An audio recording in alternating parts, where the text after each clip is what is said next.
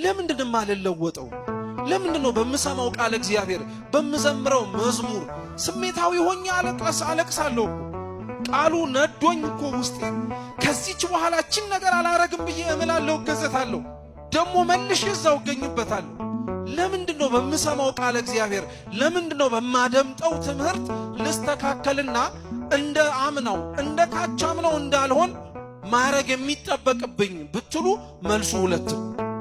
አንደኛው ሰው ለምን በቃለ እግዚአብሔር ልለወጥ አልቻልኩም ብሎ ሲጠይቅ ለራሱ መጠየቅ ያለበት መቼ ነው መጨረሻ የቆረብከው ተብሎ። መቼ ነው መጨረሻ የቆረባችሁት? መቼ ነው የሰማችሁትን ቃል የበላችሁት? መቼ ነው ያደመጣችሁትን ቃል የጠጣችሁት?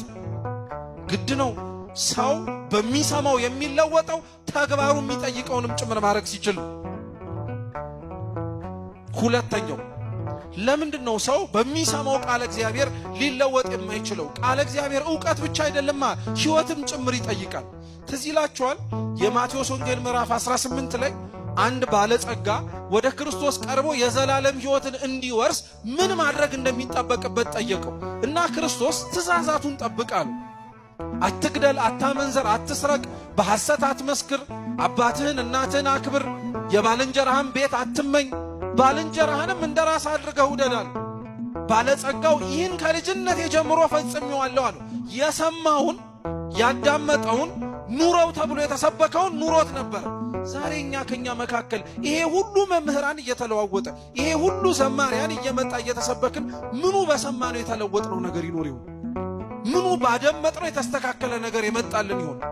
አብዛኞቻችን ባይባልም ክርስቲያኖች ለተወሰንን ሰዎች ቃል እግዚአብሔር የዕውቀት ጉዳይ ብቻ ሆኖብናል። በቃ ያላወቅነውን ለማወቅ አዲስ ምስጢርን ሰምተን እንዲህ እኮ ያውቃል እንዲህ እኮ ተረድተዋል ለመባል ብቻ የምንመላለስ ነን። እና ክርስቶስ ምን አለው? ይህንን ከልጅነቴ ጀምሮ አድርጌዋለሁ ሲለው አሁን መንግሥተ ሰማያት መግባት ትችላለህ አላለውም። የዘላለም ሕይወት መውረስን ትችላለህ ብሎም አላረጋገጠለትም።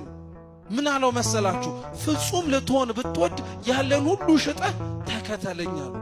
ራስህን ባዶ አርጋሉ።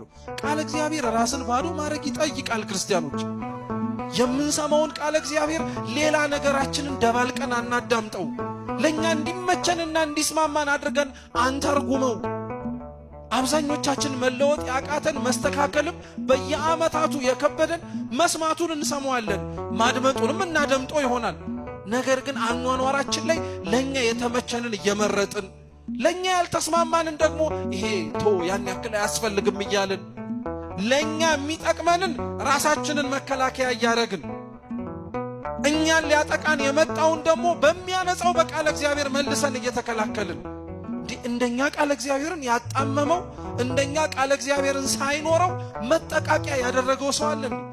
በዚህ ጊዜ ላይ እኮ ሰው ጥቅስ እየጠቀሰ ቅዱሳት መጻሕፍትን እየመዘዘ ሰዎችን አስተምሮ ወደ ቃል እግዚአብሔር ከሚያመጣው ይልቅ የራሱን በደል አምኖ ንስሐ ከሚገባው ይልቅ በደልና ክፋቱን ለመከላከል ሌላውን ደግሞ ለማሸማቀቂያ እኮ ነው የሚጠቀሙ። ሁላችንም በምንጠቀማቸው በየማህበራዊ ሚዲያ ስሞቻችን እንትና የድንግል ልጅ፣ እንትና የአርሴማ ልጅ፣ እንትና የኢየሱስ ልጅ እያልን እኛው ራሳችን አይደለ ክብረ ክህነቱን የምናቀለው? እኛው ራሳችን አይደለ ጥቅስ እየጠቀስን አባቶቻችንን፣ ወንድሞቻችንን፣ እህቶቻችንን ክርስቲያን የሆነውን በሙሉ ሰድበን ለሰዳቢ የሰጠነው ማንን? እኛው ራሳችንን።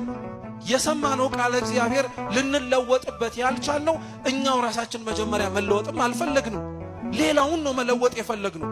የእግዚአብሔር ቃል ደግሞ እንዲህ አይሰራም። መጀመሪያ ራስ ነው መስተካከል ያለበት። መጀመሪያ አድማጩ ነው መታረም ያለበት። ለዛ ነው ቃል እግዚአብሔር ሕይወት ይፈልጋል። ክርስቲያኖች ሕይወት ይፈልጋል። የሰማነውን እንድንኖር ይጠይቃል።